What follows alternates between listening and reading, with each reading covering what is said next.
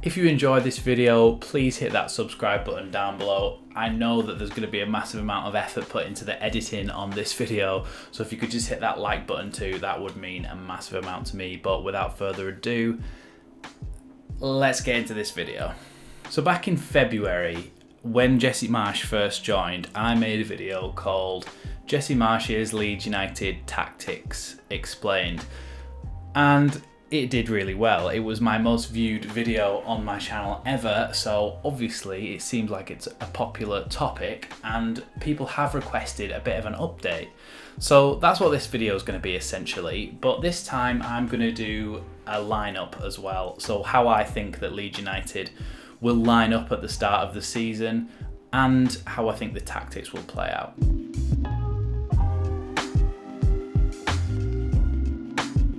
So, Junior Firpo actually hinted in an interview that it was going to be a 4-2-3-1 this season, and I think it was something that Jesse Marsch had tried out earlier on in his time at Leeds, where he tried the 4-2-3-1, he tried the 4-2-2-2, but I think he had a bit of trouble with the 4-2-2-2 in the Premier League, in that because there's a big gap in the middle of midfield, he seemed to not be able to get control of the ball in the midfield particularly. So I think he's actually going to stick with the 4-2-3-1 with the double pivot that is sort of a hallmark of the way that Jesse Marsch likes to play.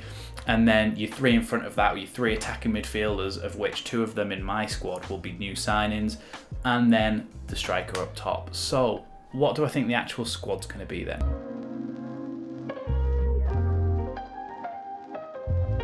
First of all, the goalkeeper. Now, we're not going to get any sort of goalkeeper that's going to replace Meslier, so that one's pretty obvious. Meslier is going to go in goal, and some people have criticised Meslier a little bit this season, but I just don't think it's justified. I think some of the things that he had to face were mainly down to the defence and the way that the defence played in front of him, and mainly due to the man marking system under Bielsa was why he conceded so many shots and so many goals. But I think he was actually up there with our player of the season. So Ilyan Meslier, for me, has to be number one this season. He goes in goal. For the right back then, Luke Ayling is obviously injured, so at the start of the season it is going to be Rasmus Christensen. I think Rasmus Christensen is going to be the first choice going forward though, and it's going to be a slow phasing out of Luke Ayling, who can obviously do a job off the bench and has done very well for Leeds in the past. So Rasmus Christensen is my right back, and I think he's going to do really, really well. I think he's a perfect Leeds player. I think his blend of Viking and footballer is perfect for West Yorkshire. I think he's perfect for Leeds, and I think he's going to do really, really well at right back. So my right back is going to be Rasmus Christensen. I must stress that this is not who it almost is. It's a mix between my realistic expectations of what Jesse Marsch will pick and who I'd like to see in the team. So I think this is the way that it's going to line up. So this next position though is one of those ones where I think potentially Jesse Marsch may go for Diego Llorente as the right centre back in this formation. But for me, I'd actually like to put Robin Koch in there. So Robin Koch is going to be my right centre back, and my left centre back is actually going to be Liam Cooper.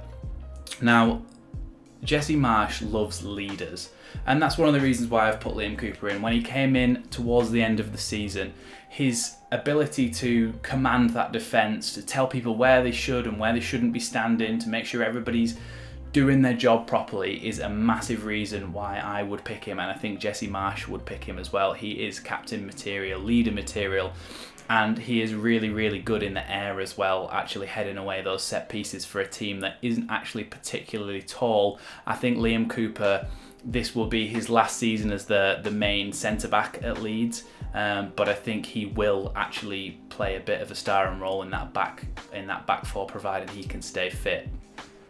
Left back then. At the moment, Junior Firpo is injured for 8 weeks, so he's not going to be starting the season. So it could be a new signing that starts the season at left back, but because we've not brought anyone in yet, it's going to be Junior Firpo for the season. Now, Junior Firpo, like I talked about in my last video, hasn't been all that convincing in the time that he has spent at Leeds, but he is what we've got, and he is going to be in that left back position. Hopefully we bring in somebody to back him up and somebody to help him out this season, but for me at the moment, Jesse Marsch is only going to pick Junior Firpo, and I don't think Leif Davis is going to be a starting starting left back going forward, because I just don't think he did well enough in his loan spell at Bournemouth.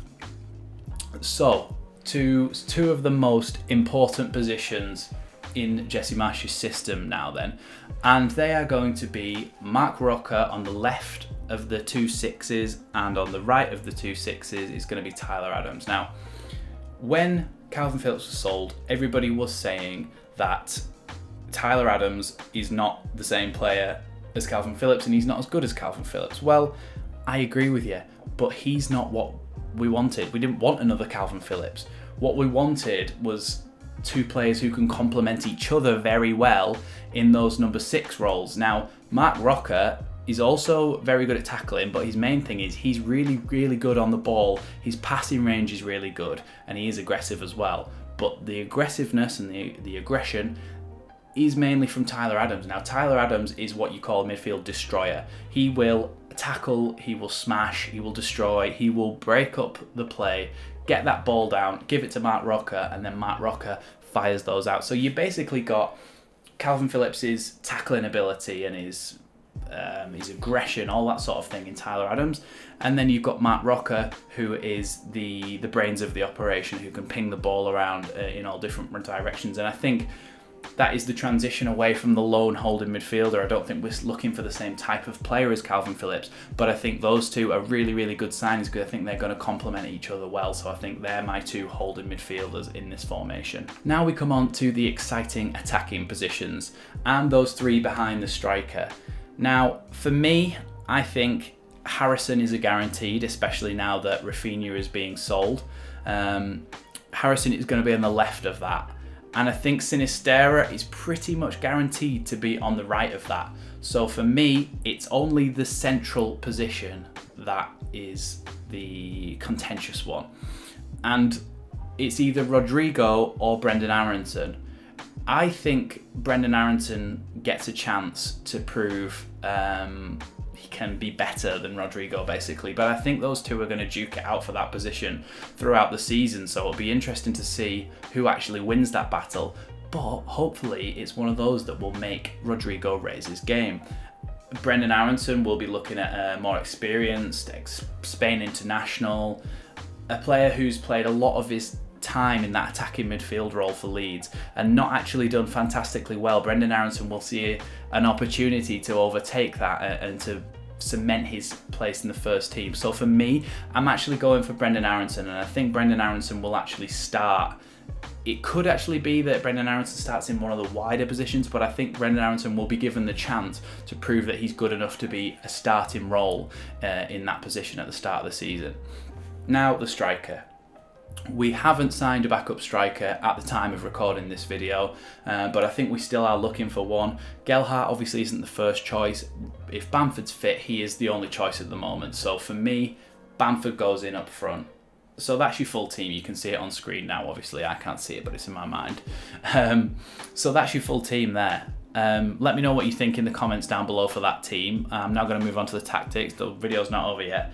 We're now going to move on to Jesse Marsch's tactics.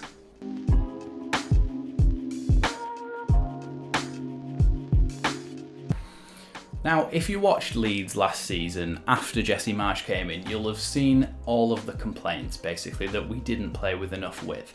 But towards the end of the season, we started to use Jack Harrison and Rafinha in a little bit wider positions. And I think that 4-2-3-1 worked well when those players were allowed to have a little bit more width.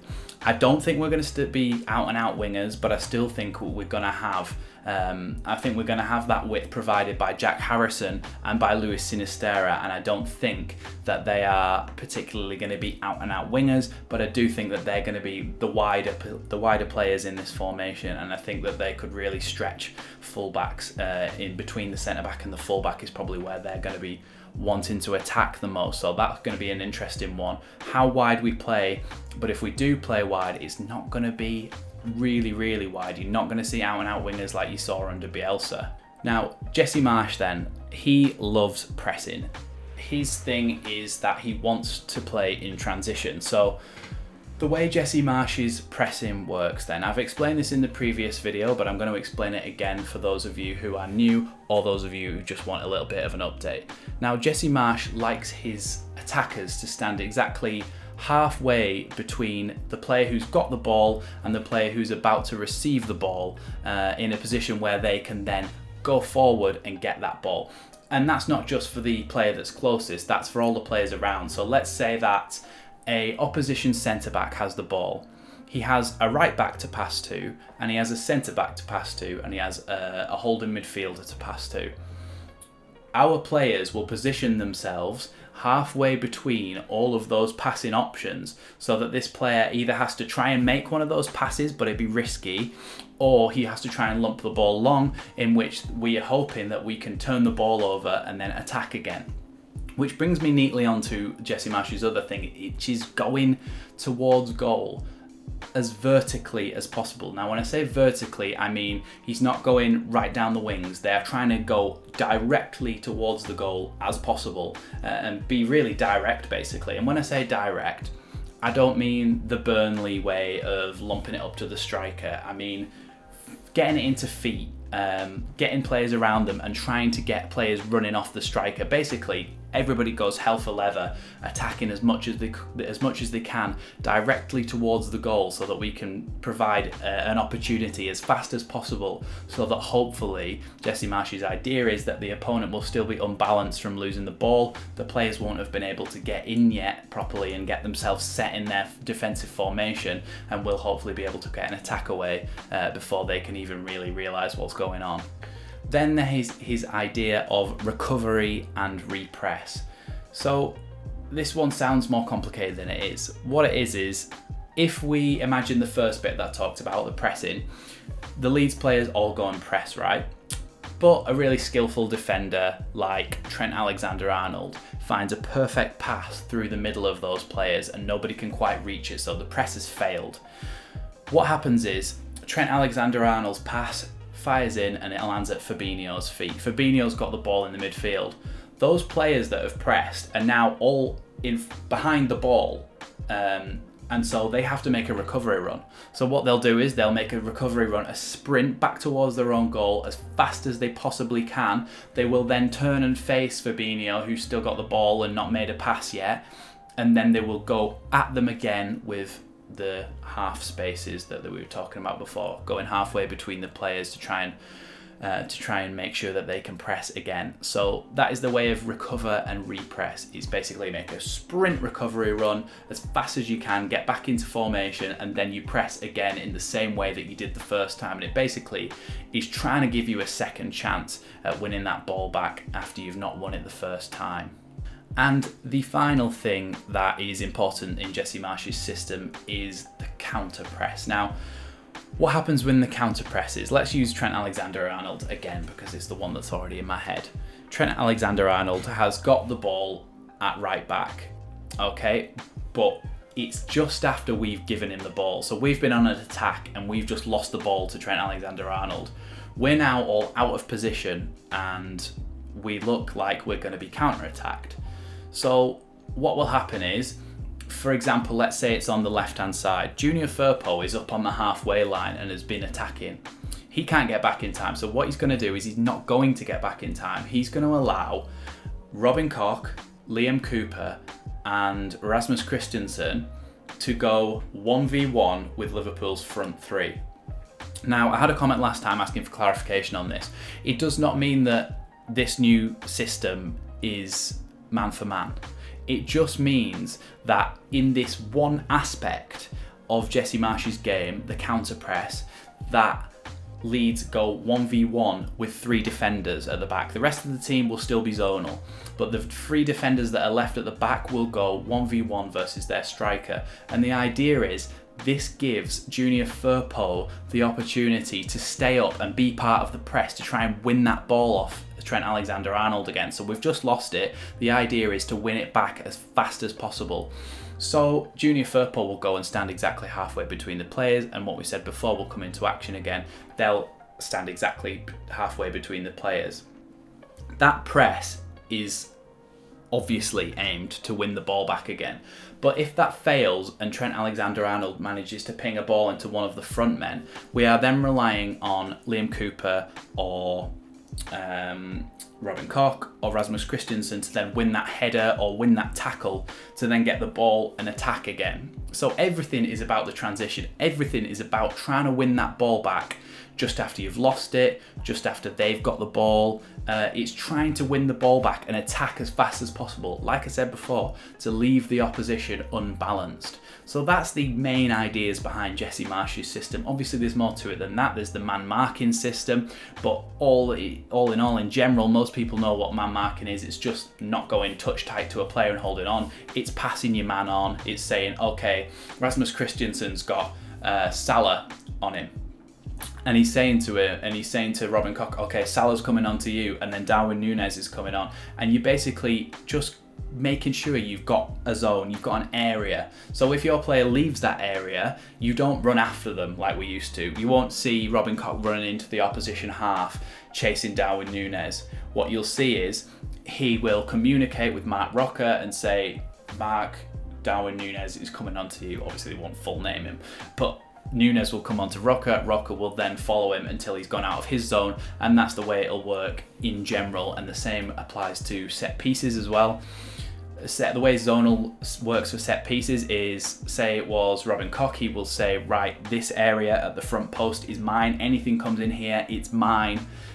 In the centre of the goal, you'll have Liam Cooper. He'll say this area is mine, and alongside him and Meslier, that area is theirs. At the back post, you might have Rasmus Christensen, you might have Marc Roca. Some of those other players will have their zones. They'll have areas set out, and those areas will be theirs to mark. And if the ball comes into them, it is their responsibility to head the ball away as much as possible. Then you can say if it goes into their zone, it's their responsibility and their fault, and then it can be worked on the training ground to say, okay, well, why didn't you win that header against their attacker? Why weren't you able to get there first? Were you blocked off? Okay, let's simulate that in training. Let's have Pascal Strout come and stand in front of you and block you off. What are you going to do about it? How are we going to look around it? And I think that really helps when it comes to defending those set pieces and not conceding as many goals from them. It's already helped us. We were conceding less goals towards the end of the season from set pieces under Jesse Marsch than we were under Bielsa. So I think that zonal marking certainly helps in that aspect. If there are any more aspects of the tactics and the coaching that you would like me to try and break down, try and research, try and understand myself, and then relay back to you in the best terms that I can think of, then comment down below and I'll get back to you as well. I hope you've enjoyed this video though. It was a little bit different, a little bit of a rehash of that original one, but for some reason on that original one, it was like I was sat in the dark even though I had my lights on. It was awful. So hopefully you've all seen that I've improved since then, and hopefully you've enjoyed all the editing and the graphics that have gone on the screen as well, because that's taken me quite a long time. So if you could like the video, that would mean a massive amount to me. But without further ado, no, it's not the start at the end of the video, is it? I've lost it right at the end. Perfect, and then I'll lose it right at the end. Right, it's the end of the video. Thanks for watching, and I'll see you next time on Leeds Lately. That was too hard, wasn't it?